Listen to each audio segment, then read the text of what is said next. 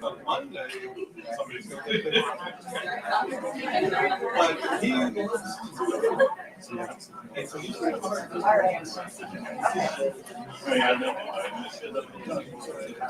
you got to get down.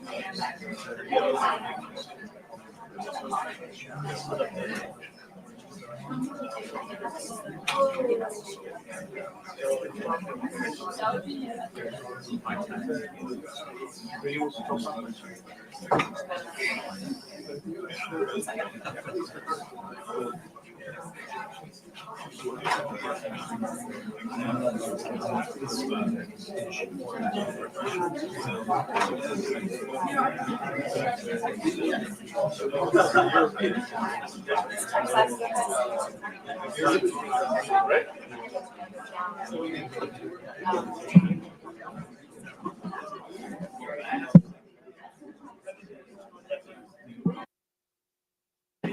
Good.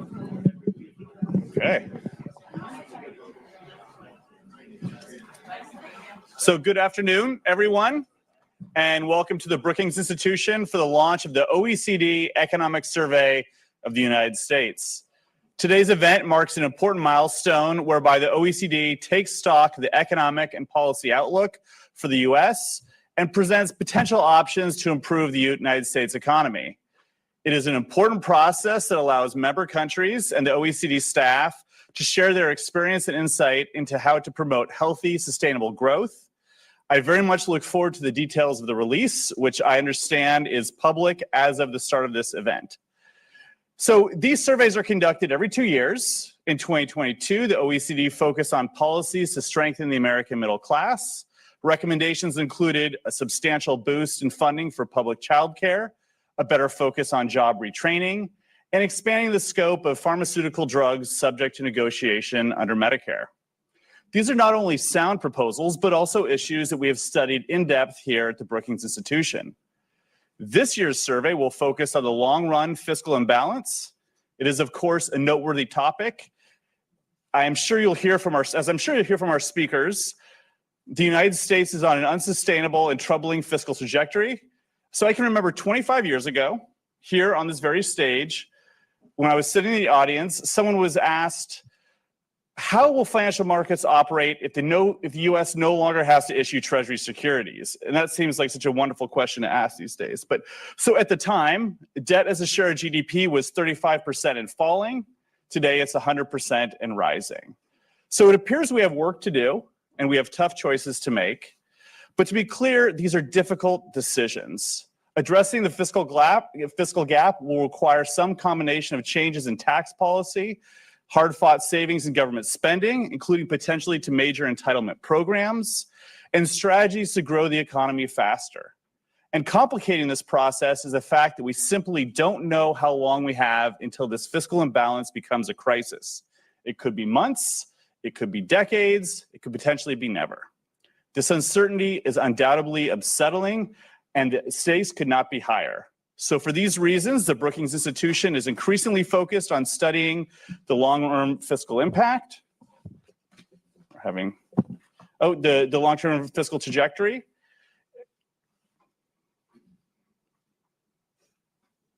Okay, we've got great speakers here today. We're going to hear from the Secretary General, Mathias Cormann. He is, of course, the OECD Secretary General. He formerly served as a leader in the Australian government, including such roles as Australian Minister of Finance and leader of the government in the Australian Senate. His academic training is in law, and throughout his career, he's been an advocate for free markets, open markets, free trade, and a rules-based international trading system. The second presentation will be by CEA Chair Jared Bernstein. Prior to his current role, Chair Bernstein served as a member with the Council of Economic Advisors in the Biden administration and chief economist to then Vice President Joe Biden in the Obama administration. He's a longtime fixture in the economic think tank community. And on a personal note, I'll say that I've learned a great deal working with Jared over the years in various capacities. So with those introductions, let me close by thanking the OECD for agreeing to let Brookings host the rollout of the 2024 Economic Survey of the United States. It is a privilege to be part of this effort, and I'm sure this will be an engaging conversation. And with that, let me turn it over to the Secretary General.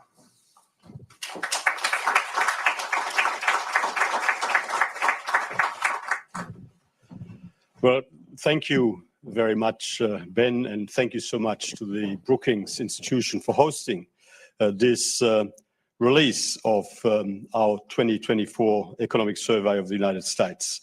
To the chair of the U.S. Council of Economic Advisors, Gerald Bernstein, colleagues, friends all. Just seeing whether that is going to arrive on there. Bear with us. There it is. Well, as you can see, the United States is continuing its impressive growth story. Economic growth has expanded at a solid pace since the middle of 2022, after the COVID-19 pandemic temporarily interrupted a steady growth path. GDP in the United States has grown on average by 2.2% per year since 2017, which is much higher than the average of 1.3% across the other 37 OECD countries. Headline inflation has declined significantly since peaking in 2022, but at 2.7% in April has remained above the Federal Reserve's 2% target. Core inflation is also gradually coming down to 2.8% in April, but still elevated services inflation coupled with solid economic growth means that monetary policy easing should wait until there are clearer signs that inflation is durably moderating to meet the target. We project real GDP growth we project real GDP to grow steadily by 2.6% this year, after 2.5% last year, before a modest slowing to 1.8% in 2025. Growth is expected to remain supported by consumer spending and continued strength in the labor market. The unemployment rate is expected to remain at low levels, with 3.9% this year and 4% next year. The gradual decline in inflation is projected to continue further, with headline inflation of 2.4% in 2024 and 2% in 2025. We highlight three policy priorities to reinforce growth and durably increase living standards across the United States. The first is tackling high public debt to help manage growing fiscal pressures and increase resilience to future economic shocks. Public debt as a share of GDP is the third highest among OECD countries. Following the COVID-19 pandemic, gross public debt reached 122% of GDP in 2023, up from 64% back in 2007, before the global financial crisis. There is opportunity now to put public finances on a more prudent path to make the economy less vulnerable to future economic shocks and to ensure that the key public services provided by government are maintained. Under current policies, spending is expected to continue to exceed revenue, leading to a rapid increase in the debt ratio of the coming decades, up to 180% by 2040. Rising costs related to population aging and debt servicing will continue to add upward pressure on public finances. In 2023, the general government deficit rose to 8% of GDP. A steady consolidation of public finances should begin in the fiscal year 2025, as growth has proven resilient. This consolidation should be sustained over the medium term, drawing on a broad package of targeted spending restraint and tax measures. Stabilizing the debt ratio will require a reduction in the primary balance of around 3.5% of GDP over the next 5 years. How this adjustment is achieved is ultimately a political and social choice for the United States. Spending efficiency in the United States is low compared with most OECD countries, at 40.1% of GDP relative to 43.7% on average across OECD countries. Most federal spending goes to social programs and interest payments, constraining the scope for spending adjustments. Improving spending efficiency would be key in several areas, notably in the health sector. Because if you look at spending in health, an improvement in health spending efficiency would allow for an actual reduction in health spending. Because US health spending is the highest in the OECD at more than $12,000 per capita. Priorities should be to move more federal health plans to value-based care, reduce drug costs through more price negotiation, and lower the favorable tax treatment of employer-provided health plans. Public revenues also need to be strengthened. The tax base should be broadened, some tax rates increased, and new revenue sources developed. This could include improving tax enforcement, taxing capital more effectively, and moving towards a federal value-added tax. Following successive tax cuts, general government tax revenues stood at 32% of GDP in 2023, the third lowest across the OECD. Selected tax increases and a broadening of the tax base should be envisaged to boost revenues, notably for capital-related incomes and gains. The tax treatment of capital incomes and capital gains in the United States has increasingly reduced the tax burden for higher income and wealthy households. The corporate income tax rises 1.8% of GDP, the fifth lowest in the OECD. A moderate increase in the rate and a broadening of the base can help increase revenues as part of a wider reform package. In addition to targeted spending and revenue measures, a clearer and less complicated budgeting process would help to put the public finances on a more prudent path. The debt ceiling, a statutory limit set by Congress, lacks effective budget constraints and leads to brinkmanship. It should be replaced with a simpler medium-term debt ratio target to improve communication, transparency, and accountability, and to increase the medium-term focus of fiscal policy. The second priority for policymakers is to achieve stronger economic growth. Productivity growth and labor supply need to be reinforced to support medium-term economic growth and jobs. There has been a structural slowing in real GDP growth over recent decades due to weakening productivity growth and the economic impact of population aging. Economic growth averaged 3.4% in the period from 1991 to 2000, slowing to 2.6% in the period up to the global financial crisis from 2001 to 2006, and then 1.8% since 2007. Future productivity growth will benefit from the major investments underway as part of the 2021 Infrastructure Investment and Jobs Act. These projects will help upgrade the rapidly aging stock of public infrastructure and provide a foundation for future growth. Strengthening competition would help improve the business environment and also help to boost productivity. Indicators of competition in the business sector have weakened in recent decades. In the telecommunications sector, for example, prices paid by US consumers are well above those in more competitive markets, highlighting the potential benefits of stronger competition for consumers.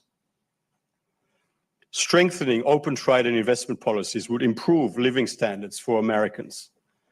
Trade policies have become more restrictive in recent years, partly due to concerns about national security. This largely reflects an increase in the number of trade policy interventions related to China. However, provisions in the Inflation Reduction Act and other legislation have also sought to favor the development of domestic production in some sectors, including in transport. The impact and effectiveness of these policies over time should be carefully assessed. More effective childcare subsidies would increase labour supply by enabling women to participate more fully in the labour market. The labour market participation rate of women between 25 and 54 years of age remains 11 percentage points below that of men, despite women having higher average levels of educational attainment. Ensuring that all families eligible for childcare subsidies receive them and introducing a national paid parental leave entitlement would be beneficial first steps in supporting mothers to stay or to return to work. Improving workers' skills through better education is another key step to durably increase productivity.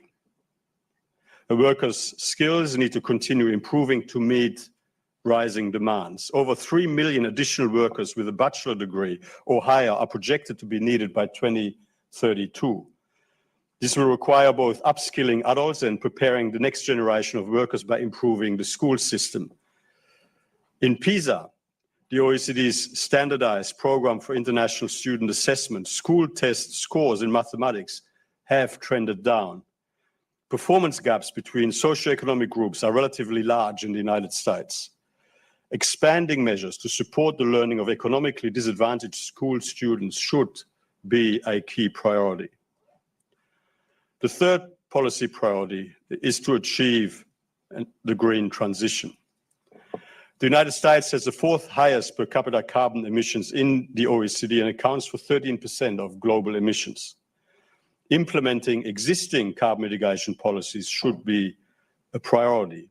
There has been a major acceleration in efforts to achieve the climate transition, notably through the 2022 Inflation Reduction Act, the Global Methane Pledge, and tightening of regulations, as well as various measures at the state level. However, additional policy measures are likely to be needed to enable the United States to achieve its objective, its stated objective of net zero emissions by 2050. Carbon pricing policies are currently limited. The gradual introduction of a national broad-based carbon fee should be considered to support existing measures. And this should be part of a package including increased research and development funding to decarbonize the industrial sector and to further increase and further incentives for installing energy-saving technologies in buildings. Decarbonizing the economy will reduce the demand for carbon-intensive jobs, and workers will need to reallocate from high carbon to other sectors, which is why we suggest that additional targeted active labor market policies would support workers in transitioning out of carbon-intensive sectors. In closing, the United States has been a strong source for growth across the OECD and for the global economy, putting the global finances on a more prudent path, boosting productivity growth, and implementing necessary measures to achieve the climate transition will further increase the resilience of the US economy and the living standards of people across the United States. Thank you very much for giving me the opportunity to present our key findings and recommendations, and I look forward to the remainder of the discussion.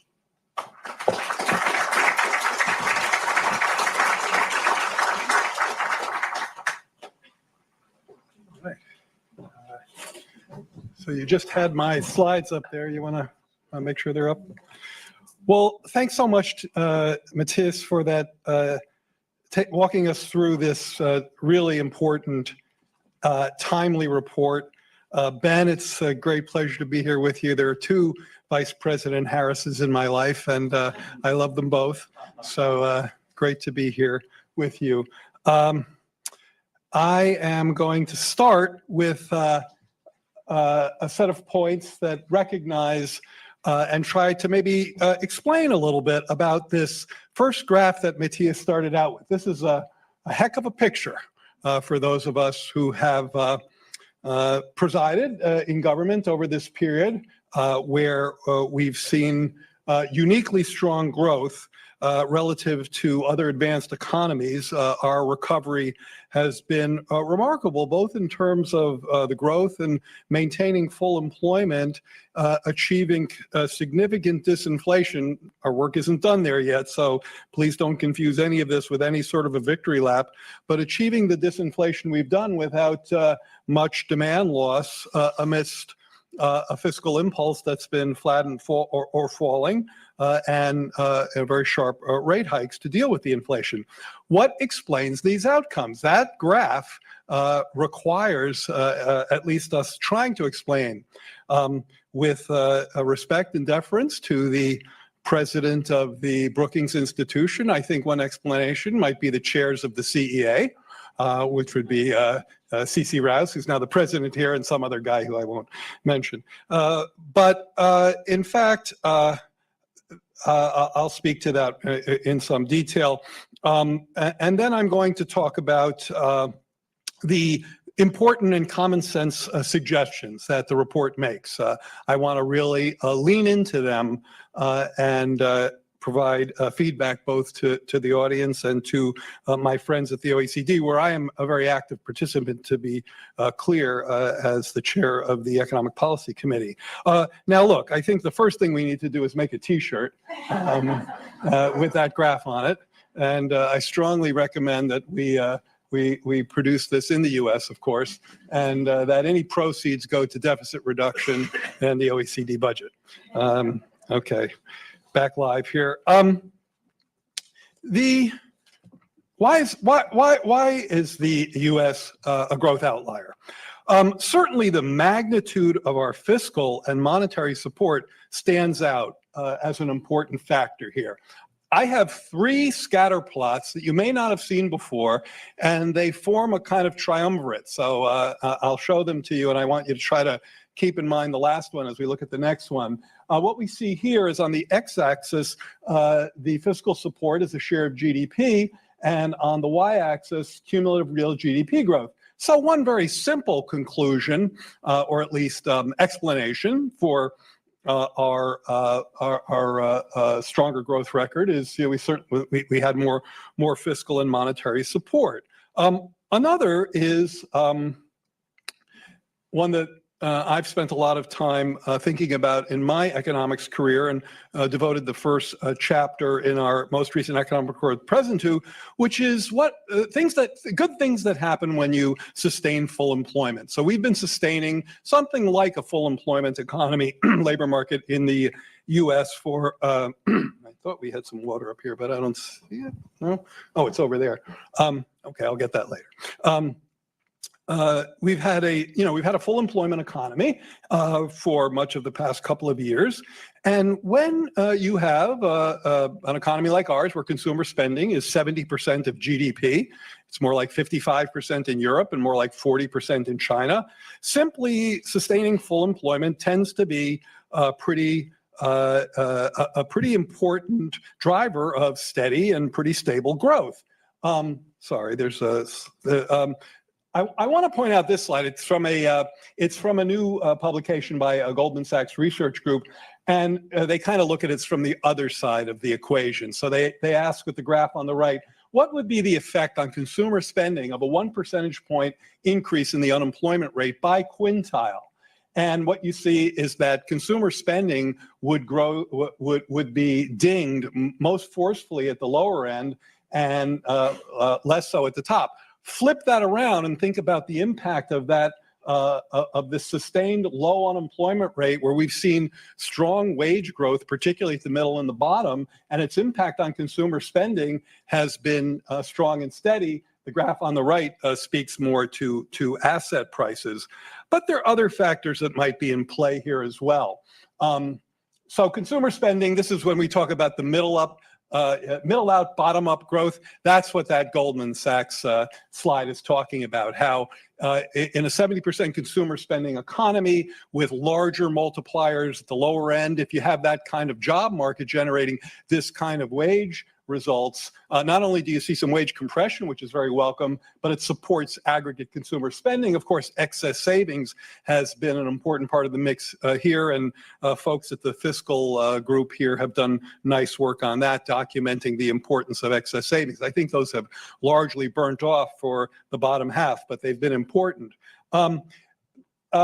In our chapter on the benefits of full employment, we think about whether there's a productivity multiplier at full employment. This is all quite theoretical. I think it would be a mistake to assert it too firmly, but it kind of makes sense. If firms are trying to maintain unit profits when labor costs are going up, they have an incentive to boost productivity in order to maintain their margins. Now, classical economists would say, well, any firm that isn't optimizing its productivity, maximizing its productivity, should be out of the economy. But that's not really how it works. And so, various people have speculated that perhaps there's a full employment productivity multiplier in the spirit that I said. You just have more incentive to find efficiencies in a high pressure labor market. I think that's probably true, but I've never seen super compelling evidence for it. However, there's been some work recently on the increase in job reallocation rates, and this is the idea of people upgrading in a really tight labor market, going across the street to get a better job. In some ways, that may have improved some of the fit and the productivity, certainly lowering search costs. And there's been some nice work on what the survey calls high propensity business applications. That is, we've seen some really strong business applications, historically strong. And Decker and Haltwanger did a study. These are very rigorous researchers who don't say things about productivity unless they think they have something to say. And they point out that factors that were kind of working the other way may have contributed to the decline in dynamism and entrepreneurship. So the pandemic era pattern of business formation may have implications for how productivity evolves going forward. And this is saying that perhaps full employment, increased job reallocation does have a positive productivity effect. I offer those as somewhat speculative, but I think important potential benefits of full employment and costs of not being at full employment. But of course, we can't talk about our growth record without talking about inflation, which has also been obviously a very important factor in what we've seen. And here I have a couple of other slides that you may or may not have seen, and I think they're important. Remember the first slide. Let's do the triumvirate here. So the three slides show, first, we had stronger fiscal policy and stronger growth. Okay, that's kind of commonsensical, I hope.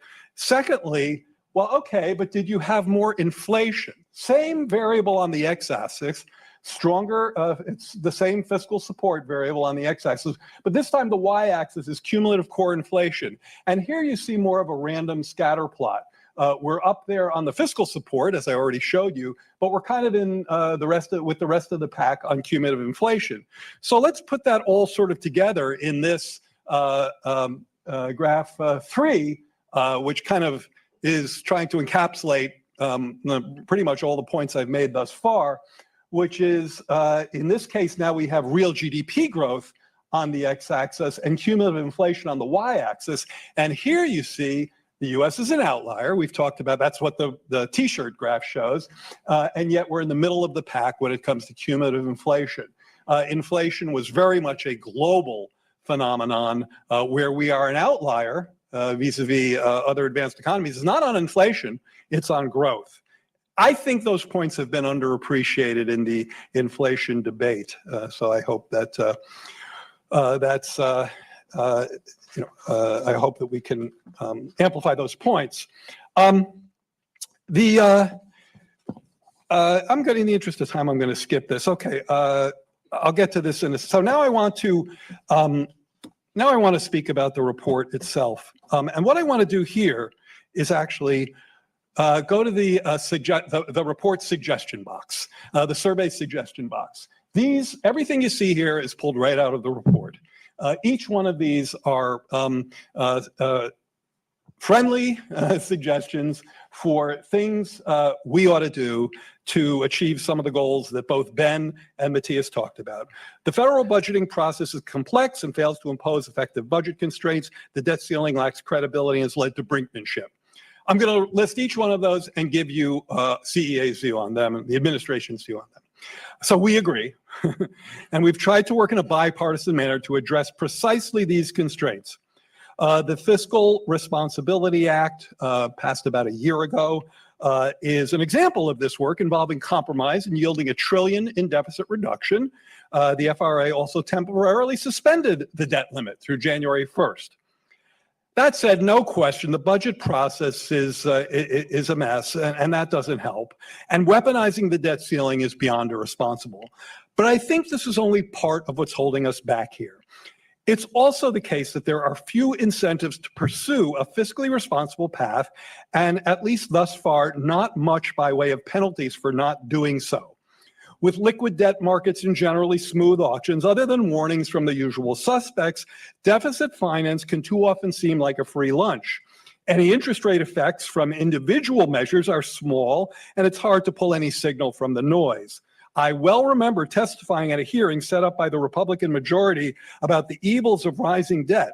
The hearing was suspended temporarily. We were sitting in there waiting for them as they went to the floor so members could go to the floor to vote for a deficit finance tax cut. Taxes have been on a one-way downward ratchet for too long, a problem we try to reverse in our budget. But not only do most Republicans refuse to break the ratchet, they've insisted on reducing funding to the IRS, which we view as a shadow tax cut for wealthy tax evaders. Just last week, this rescission of a chunk of that funding was scored by the CBO as raising the deficit by over $30 billion over 10 years. Look, nobody's perfect in this space, but in our budget, we try very hard to stop digging deeper through both highly progressive tax increases that both raise revenues and inject some much needed fairness into the tax code, along with over $400 billion in spending cuts, according to the CRFP. So that's, part one. Health expenditures per capita are the highest in the OECD. True. But in this area, we've made some real progress. In this area, we've made some real progress, both through the Affordable Care Act and most recently through the Inflation Reduction Act legislation that finally allows Medicare to bargain for lower prices. Joe Biden managed to get that one across the legislative goal line. The importance of savings within the Medicare system cannot be overstressed. What you see here are CBO's projections of Medicare expenditures in different vintages, with 2009 at the top. That's where we thought Medicare was going back then. And then post ACA, you see that line coming down in highly meaningful ways with spending as a share of the economy. The importance of these savings, critically important. ACA payment, the Affordable Care Act payment reforms for Medicare providers and private Medicare Advantage issuers have been one important source of savings, as has been slower growth in prescription drug expenditures, decline in hospitalizations relative to what was expected given our aging population. Now, our budget extends the health insurance trust fund solvency indefinitely by modestly increasing the Medicare tax rate on incomes above $400,000, closing loopholes in existing Medicare taxes, and directing revenue from the net investment income tax into the health insurance trust fund, which was, by the way, its original intention. While the savings relative to earlier baselines, showing here, have accrued, we also take great pride in the fact that uninsured rates, the share of persons with no health insurance over the full year, are at historic lows as shown in this figure. So bend the cost curve in healthcare while getting to historic lows in uninsured rates.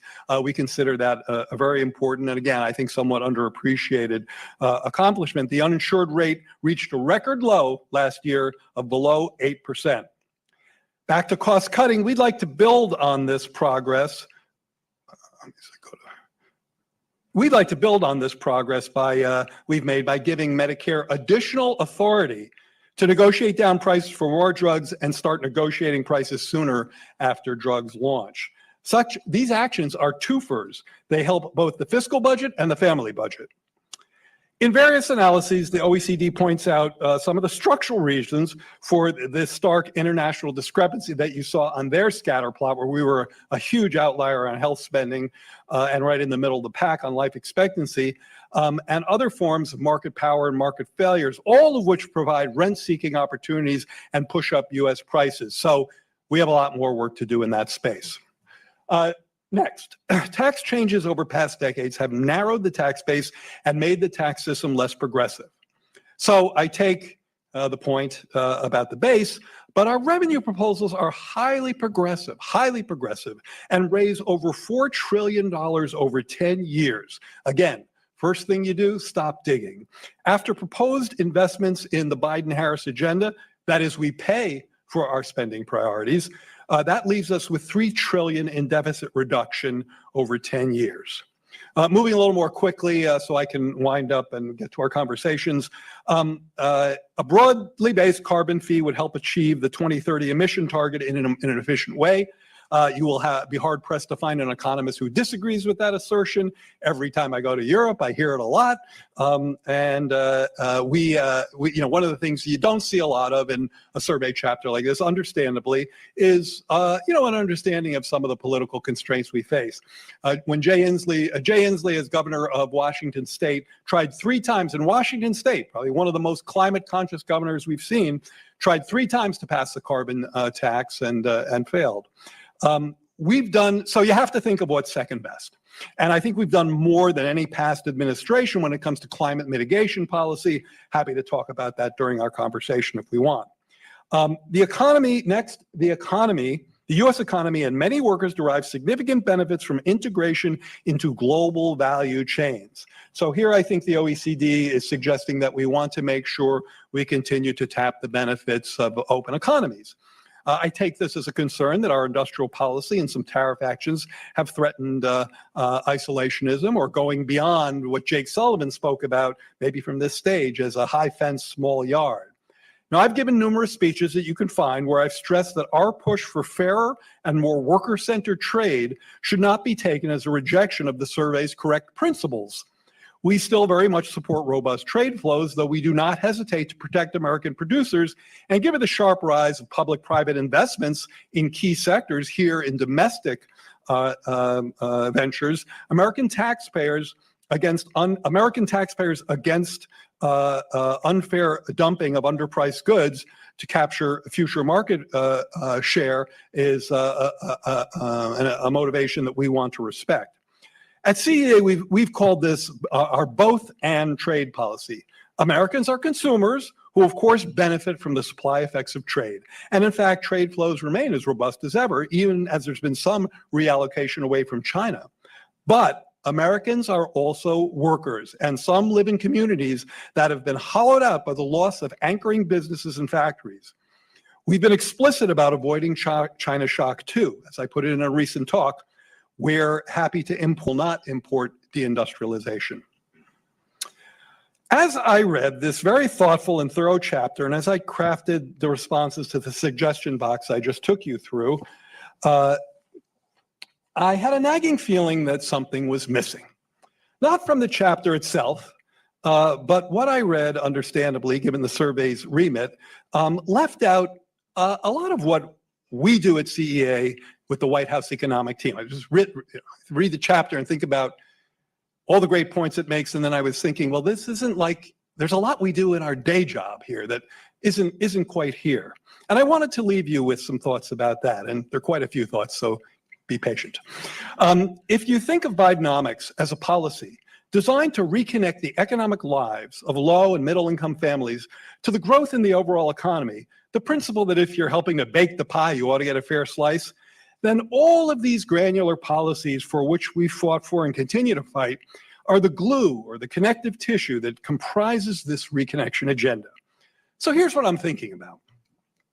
Getting rid of non-compete clauses in worker contracts where they don't belong, updating the overtime threshold so people who should get time and a half do so, making sure regular workers who are not misclassified as independent contractors, taking them out from the umbrella of labor protections, helping to stabilize the childcare sector during the worst of the pandemic, standing up a National Labor Relations Board that works for workers, recognize the importance of union bargaining clout in that fair share calculation I just mentioned, protecting the pension of over 1 million workers and retirees through the Bush-Lewis Act and the ARP, preventing cuts of 37% on average, a $15 minimum wage for workers on federal contracts, relief of student debt burdens for millions of Americans, the launch of the most progressive income-based support program on record for college borrowing, significantly increasing uses of apprenticeship programs, improving the administration of the unemployment insurance program, lowering health insurance premiums by an average about $800 per year for millions of Americans by expanding the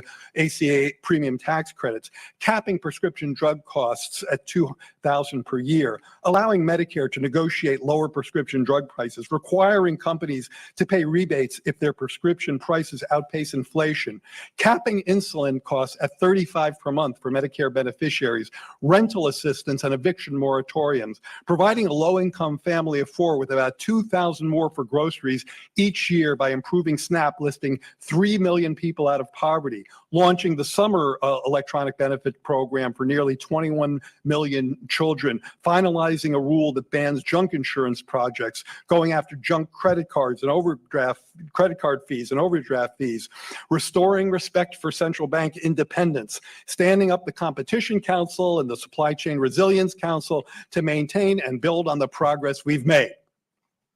Okay. I know they say Democrats are a bit listy, but I don't tick those off to show how busy we've been. As folks here like Ben know, every one of those initiatives requires a multi-component policy process. I did so to highlight something that you wouldn't expect to get from a survey chapter. That's not what it's for. So again, no shade here. I've read all the survey chapters, and I thought this version particularly stands out for its scope and for its facts. But what you won't get from a survey chapter like this is who's fighting for whom. Yet that point is extremely important to us, especially now. However the forthcoming politics play out, just like we have a limited time here on Earth, any team has a limited time in the White House. What you choose to do with that time, who you choose to fight for, matters a great deal. I hope I've conveyed our priorities to you in these few minutes, both in terms of full employment macro, low and middle income micro, and tax fairness. Thank you.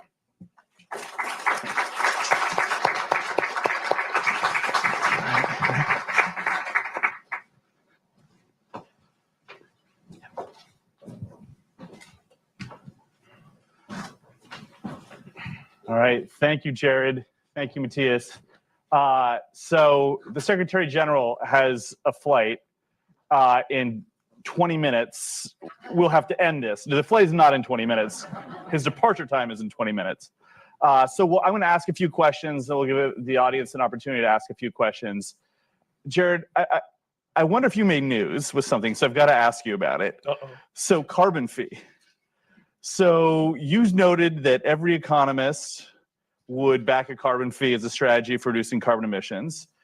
The Biden administration has a fee on methane emissions. The Biden administration recently came out with a new social cost of carbon. But the Biden administration has not yet backed a carbon fee. Is that right? Yeah, so I should probably refrain a little bit. So look, I'm sure there are economists who would be against a price on carbon. I guess the point I was making was that when there's a negative externality, the way to internalize that externality is often through the price. And that's why I think for most economists, that makes sense. And we've seen, Nobel laureates like Bill Brainerd, win Nobels for this line of thinking. My point was that our action has been more through a system, obviously, of subsidies. And we think we've made some real progress there. I see. Okay, great. So turning back to the topic of the main topic of the survey, which was around long-term fiscal imbalance, let me ask you something that we've been sort of thinking about here at Brookings, at least within economic studies.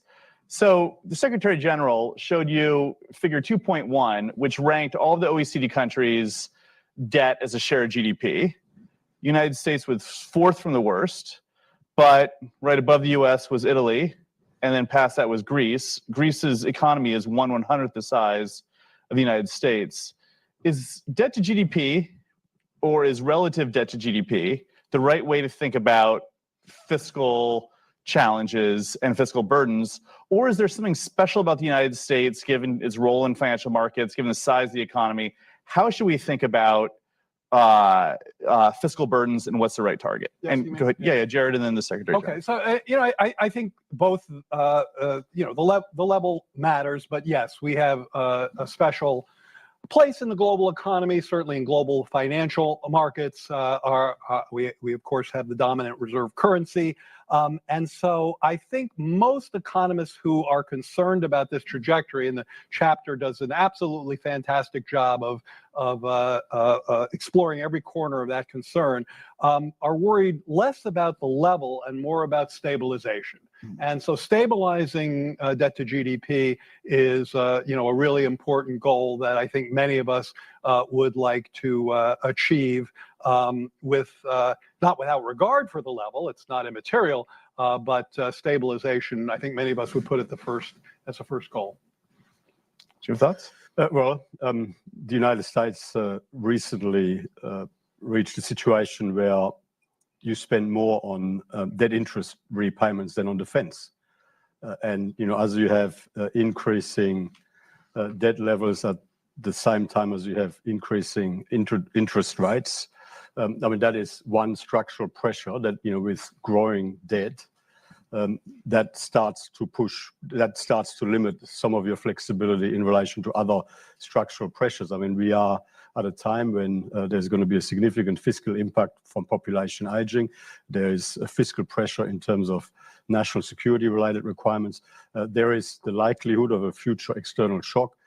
And of course, as you continue to increase your overall debt level, it does have an impact on your recurrent fiscal capacities too. And what we're saying is, when the United States has successfully pursued fiscal consolidation in the past, there is actually scope for the United States to get itself in a stronger fiscal position on the back of a comparatively strong economic growth performance. And both on the spending side and on the revenue side of the budget, there are sensible things the United States could do. And we think that over the medium to long run, it will put the US in a stronger economic and a stronger fiscal position. Now, in the end, these are choices and these are trade-offs, but debt incurred today is not cost-free. Somebody has to pay it back at some point.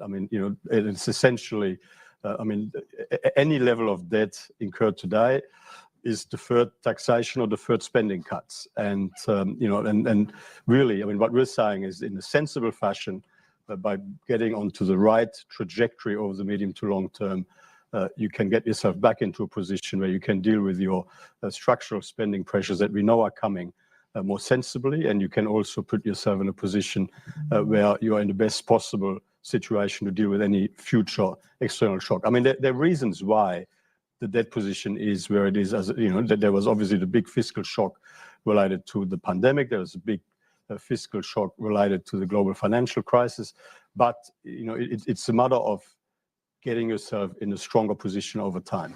Let me just say one thing about that. I think that we should speak more, when we think about this, about what we're incurring debt for. I think it makes a big difference whether you're incurring debt to provide a tax cut for wealthy individuals and high-end corporations versus investing in the mitigation of climate change. So I want to be careful not to abstract from what we're spending or investing in as if that is immaterial to this discussion. It's definitely not. Mathias, can I ask you a question, which is, one of the strategies that the OECD identified was better tax administration. So the Biden administration has weighed in on this. There was an $80 billion pay for in the Inflation Reduction Act. But in the US, tax administration is extremely politicized. And so do you have any lessons for the US in terms of not just, yes, tax administration, more spending, but how to depoliticize that strategy? Well, I'm the Secretary General of a non-partisan, entirely non-political organization. So I'm not going to weigh into the domestic political debates in the United States. Our policy recommendations, are there for all to see. And we think that there are sensible things that can be done, but please don't ask me to weigh into the domestic political debate of the United States. So you're going to give us something to go for. Jared, are you surprised by how political tax administration has become? No, in a word, no, not at all. I think the key thing here is what I said in my talk, which is that defunding the IRS has become a shadow tax cut for the wealthiest tax evaders. And I think it's really important to distinguish between tax evasion, that's illegal, and nobody who respects the rule of law should support illegal tax evasion. Tax avoidance is a different thing, and that's how why companies have gazillions of tax lawyers, so they can figure out how to avoid tax using tricks in the code, and that's legal. We may dislike it, but it's not in violation of the law. But nobody should support tax evasion. And here at Brookings, you guys and gals here have done great work on the magnitude of the tax gap that is in the hundreds of billions of dollars per year due to these evasions. So the last question, Jared, this is just for you really quickly. So the OECD recommended replacing the debt ceiling with a medium-term debt target. Do you think that will ever happen, and do you think it's a good idea? Well, I don't understand. You know, if it's in the chapter, I didn't read that part carefully enough to give you the best feedback on that. I don't understand how the target, you know, really solves the problem. And maybe Mathias could talk to us about that. If the target gets you back to where we are right now, then of course I wouldn't want to go there. But maybe you can help us. Well, I mean, looking from the outside in, and again, being entirely non-partisan, having a hard ceiling that leads to like a government shutdown doesn't seem to be the most constructive way to manage fiscal policy over the medium to long term. I mean, there are governments around the world, there are governments around the OECD that do have medium-term debt ratio targets. And it's part of the public conversation as to, you know, whether you're tracking against target or not, and what the reasons for that are, and that's part of the democratic discourse, and it leads to, hopefully, over time, adjustments to policy measures. But to have a hard debt ceiling, So it's a soft target. So well, it's a target that helps to inform the public conversation. I mean, in the United States, it seems to us that you have a very complex and quite convoluted budget process. And then you've got a very hard hitting ceiling that leads to a very disruptive shutdown in government. I mean, there must be a better way, is what we're saying. Yeah, agree. Great. So let's turn to questions from the audience.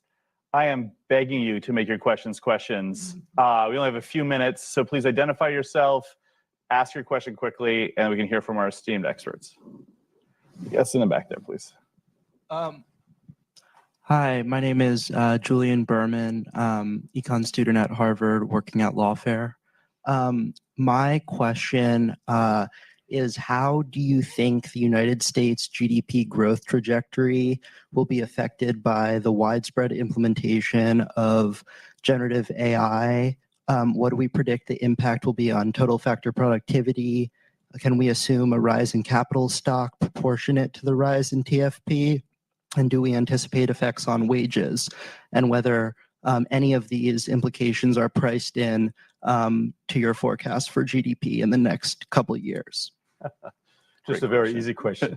Let me just make the general point that, I mean, the upside opportunity from AI and generative AI and you know, rapidly developing technological innovation, you know, the upside opportunities and the benefits that it can help develop, including on productivity, but quality of service across a broad range of sectors, are very, very significant. And overwhelmingly, the potential is very positive. But of course, as with anything and any rapidly developing new technology, there's also a whole series of downside risks and disruptions that come with it. And the public policy response to that is going to be important to help optimize the benefits and maintain the pathway of continued innovation, but while also making sure that we that some of those downside risks and disruptions, you know, from privacy to competition, from access and, you know, to security, that all of that is well mitigated, well managed, and you know, in a sensible fashion. Now, you know, I think it's still early days. I mean, you know, we do think that there's some serious risks when it comes to AI, for example, on the competition front. And I mean, these are things that we're going to have to respond to with sensible policy, and that will depend. That will drive how positive the impact of it is going to be. Is it factored into our growth forecast directly and forensically at this point? No, because it's sort of, I mean, it's just one of the overall factors in terms of the overall development of the economy. But I'd be interested in very quickly, so we get to other questions. I'm going to take a shortcut. So we wrote a chapter in the most recent economic report of the president where we tried to plumb the questions like that you raised. So just go read the chapter. Where Mathias landed, though, about trying to manage and put proper guardrails here, that's something this White House has taken very seriously, and we have an executive order which we are currently implementing on precisely those matters. So let's go over here for a question. No, thank you, Kristen Forstner, Hans Seidel Foundation. You talked about the strong U.S. economy, yeah, and Bidenomics. But why do people don't believe it? Yeah, well, I mean, the president going into an election, why is Bidenomics not a major campaign asset, yeah, for the president? I think that's for you, Jared. Well, first of all, we have someone here who's written about that, which is Ben.